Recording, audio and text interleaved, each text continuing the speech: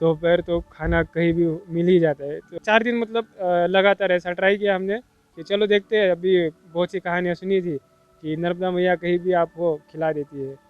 तो एक बार ट्राई करने के लिए हमने किया था कि आश्रम छोड़ के फिर ऊपर खेती में जाके रुक गए। वहाँ पे कोई ना कोई आ ही जाता था, जैसे कि वो पगडंडी वाला रास्ता है होता है खेती का, वहाँ पे भी आता था। तो बीच में कोई ना कोई आता ही है और आपको खिला के चला जाता है। मात श्री नर्मदेहर। कोई संत कहते हैं कि नर्मदा परिक्रमा आध्यात्म की यात्रा है, तो कोई यह कहते हैं कि यह एक देवत्व की यात्रा है। कोई इस यात्रा को आनंद से भरी बताते हैं, तो कोई कहते हैं कि जीवन में यदि कुछ पाना है तो पैदल नर्मदा परिक्रमा करनी चाहिए। विश्व की अन्य नदियों से क्यों अलग स्थान रखती हैं माँ नर्मदा? क्यों इन्हीं की ही परिक्रमा की जाती है? क्या साधु संत, क्या व्यापारी, क्या गृहस्थ, क्या बड़े बड़े ओहदों पर नौकरी करने वाले, क्या वैज्ञानिक और क्या विदेशी, सभी नर्मदा के तीरे तीरे परिक्रमा पथ पर दिखाई दे जाते हैं। आखिर ऐसा क्या है जिसे पाने लोग नर्मदा की परिक्रमा कर रहे हैं? ऐसी बहुत सी जिज्ञासा को अपने मन में समाये इन दिनों नर्मदा परिक्रमा पर हैं सिविल इंजीनियर सुमित शिंदे, जो कि सिर्फ 28 वर्ष के हैं। इनके पारिवारिक गुरु के आदेश पर परिजनों ने इन्हें नर्मदा परिक्रमा करने की आज्ञा दी, जिसे सुधार करते हुए इन्होंने नर्मदा परिक्रमा प्रारंभ की। युवा हैं, विचारशील हैं, साथ ही इंजीनियर हैं, तो हर विचार, हर दृश्य और हर कथन को पहले तथ्य की तराजू में तोलते हैं, फिर उस पर विश्वास करते हैं। हालांकि इन्होंने कैमरे के सामने हमसे कम बातें की, लेकिन ऑफ कैमरा बहुत से अनुभव हमारे साथ शेयर किए। आइए आप भी जानिए सिविल इंजीनियर सुमित शिंदे के अनुभव। श्री नर्मदेहर, हम महाराजपुर संगम घाट पर हैं। यहाँ परिक्रमा के दौरान हमारी मुलाकात महाराष्ट्र से आए संत परिक्रमावासी जी उनसे हुई। आइए परिक्रमा को लेकर सीधे उनसे बात करते हैं। महाराज जी नर्मदेहर। नर्मदेहर। महाराज जी परिक्रमा पर हैं। जी। कहाँ से हैं महाराज जी? हम महाराष्ट्र उस्मानाबाद से है। कब प्रारंभ की परिक्रमा आपने? 16 दिसंबर को शुरू किया था ओंकारेश्वर से, और आज ये महाराजपुर पहुँचे। घर परिवार में कौन कौन है? माता है, पिता है और बड़े भाई। आपका शादी वगैरह हुई आपकी? नहीं, हमारी नहीं, बड़े भाई की हुई है। तो ये है परिवार। तो अचानक से परिक्रमा चलना है, कैसे मन आया? हमारे परिचित गुरुजी है राहुरी के, तो उन्होंने बताया था कि नर्मदा परिक्रमा है, महात्म्य है उनका बहुत। तो उनके बताने के बाद फिर सोच रहे थे मतलब 3-4 महीने वो फिर सोचे, और फिर गुरुजी को भी टाइम मिल गया था थोड़ा। तो फिर एक बार उन्होंने ठीक से समझाया कि नर्मदा जी का महत्व क्या है, और उन्होंने बताया कि नर्मदा जी के तट पे पूरे देवी देवता है।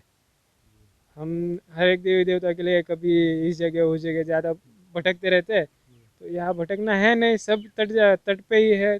देवी देवता है, ऋषि मुनि है जिन्होंने तपस्या की है। तो उन्होंने जब ये सब बताया तो सोच लिए कि इतना मतलब जो आध्यात्मिक पुराण वगैरह ये कभी पढ़े नहीं, आध्यात्मिक किताबें। तो ठीक है, बोला से चलो चलते हैं, और चलते चलते समझ लेते हैं। जैसे कि जो नए लोग हैं, मतलब मेरी एज के, वो ज़्यादातर ये समझते हैं कि सिर्फ किताब पढ़ने से वो समझ में नहीं आता, जब सामने जाके देखते हैं तब अच्छे से समझ आता है। नर्मदा तट पर सारे तीर्थ हैं, और जिनको भी सिद्धि प्राप्त हुई है तो माँ नर्मदा तट पर ही हुई है। जी बिल्कुल, ये भी सच बात है। और उन्होंने गुरुजी ने ये भी बताया था कि परिक्रमा जो है वो किसी और नदी की होती नहीं है, जो नर्मदा मैया की होती है। तो जगत में तो एक ही है, ये भी एक विशेषता है। तो ये भी कारण था। जब मन में आया परिक्रमा करने का तो घर परिवार वालों को बताया होगा आपने, क्या रिएक्शन था उनका? मतलब मैं बताने की जगह घर से ही हमें बताया गया था कि ऐसा ऐसा गुरुजी बोल रहे थे कि आप फिर जाओ, मतलब आपकी क्या इच्छा है। तो थोड़े दिन बाद हम बोले ठीक है चलते हैं। ये मतलब घर के बड़े लोग हैं, इतना सब जानते हैं, जानकारी रखते हैं, बता रहे हैं, कुछ तो तथ्य होगा, सत्यता होगी। तो फिर निकल आए। ओंकारेश्वर जब प्रारंभ की परिक्रमा आपने, क्या था मन में?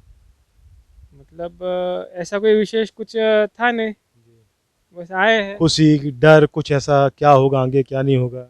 नहीं नहीं, ऐसा कुछ भी नहीं, एक पूरा ब्लैंक आया था। अगर एक कुछ भी चीज़ होती तो कहीं ना कहीं आगे चल के जो चीज़ें होंगी उसमें या तो ज़्यादा खुशी होगी या फिर नाराज़गी पैदा होगी। तो ये दोनों चीज़ें हटाने के लिए पूरा ब्लैंक हो गया। जो होगा वो होगा, अच्छा है तो अच्छा है, बुरा है तो बुरा है, चलो ठीक है। लगभग कितना चल लिए होंगे अभी तक आप? लगभग अभी ओंकारेश्वर यहाँ से 600 किलोमीटर बाकी है, तो टोटल आता है 3200 किलोमीटर। तो उनमें से 2600 किलोमीटर हाँ, करीब। 2600, हाँ, चलिए। तो क्या खुशी मिली कि जैसा आप बोल रहे थे क्या मिला? अब खुशी तो बहुत है, मतलब जितना मालूम पड़ा था कि बहुत कठिनाई है वगैरह, उतना कठिनाई नहीं हुआ, बहुत सरलता से आए, कोई दिक्कत नहीं। कभी परिक्रमा के दौरान खाने पीने की कोई दिक्कत हुई हो? नहीं नहीं, कोई दिक्कत नहीं।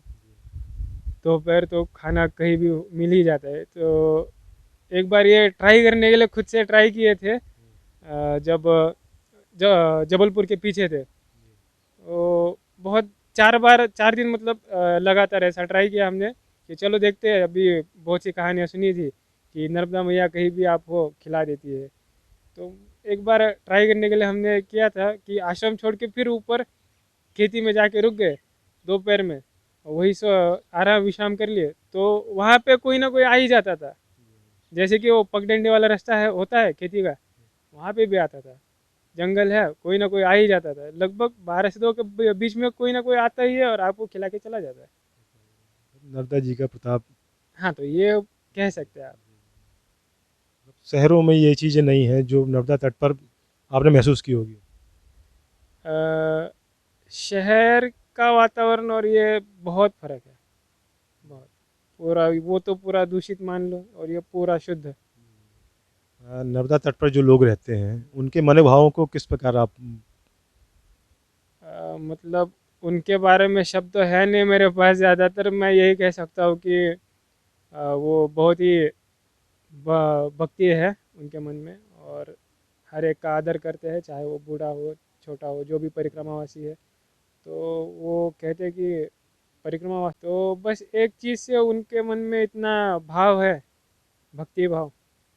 तो वो देख के आश्चर्य भी है, आनंद भी है। वो कम संसाधन रहते हैं उनके पास, उसके बावजूद दिल से खिलाते हैं, पिलाते हैं, सहयोग करते हैं। हाँ बिल्कुल, इसीलिए तो बोला मैं कि संसाधन तो कम है, लेकिन फिर भी वो इतना भाव रख रख के जो जो भी खिलाते, जैसे भी खिलाते, जो भी है, आनंद आता है। आपकी उम्र ज़्यादा नहीं है, लगभग कितनी होगी? अभी 28 है। तो आप अपनी उम्र के लोगों को जो आपने अभी अचीव किया है परिक्रमा के दौरान, तो क्या संदेश देना चाहेंगे? मैं तो बोलना चाहूँगा कि आप एक बार परिक्रमा कर ले, खुद जान जाएंगे। और जो अगर मैंने और कुछ बोल दिया, मतलब बताया आपको कि परिक्रमा करिए, उसके बहुत से महत्व है ये, तो आप एक बार यहाँ आइए, परिक्रमा करिए और अनुभव लीजिए जो हम ले रहे हैं। मतलब परिक्रमा के अनएक्सपेक्टेड अनुभव जो हैं, मतलब जो करेगा उसी को। हाँ, परिक्रमा का अगर अनुभव लेना है तो साथ में मतलब यूँ बात करते नहीं चलना है, मैया का नामस्मरण करते चलिए और थोड़ा दूरी बना के चलिए, तो अनुभव तो होते रहेंगे। वही अभी कुछ दिन पहले एक संत से बात हुई थी कि मतलब नर्मदा जी के मैया तट पे वाइब्रेशन बहुत है। आप जाप करते जब पैदल चलते हैं तो वो एक अलग फ्रिक्वेंसी आपके अंदर डेवलप होती है। जी बिल्कुल, ये तो सही है। क्योंकि आप मतलब मैं तो ज़्यादातर रोड रोड पकड़ लेता हूँ, और जब भी पूरा जाप कंटिन्यू चलता है तो कहीं ना कहीं से मैया उठा के फिर किनारे ला के छोड़ती है। जैसे आज का दिन देख लो। ये आई मैया के नाम पे। हाँ, किनारे तो है ही। इस दौरान अभी घर वालों से बातचीत होती रहती है? हाँ, होती रहती है। जहाँ पे रुकते हैं शाम को बातचीत होती रहती है। सभी जगहों पे नेटवर्क अच्छे हैं, और सुविधा भी अभी सरकार करती रही जा रही है, तो अच्छा है सब। नर्मदा परिक्रमा आपने की, अब आगे का क्या कुछ जीवन पहले जो जी रहे थे और अब कुछ अंतर समझ में आता है? हाँ है, अंतर तो है।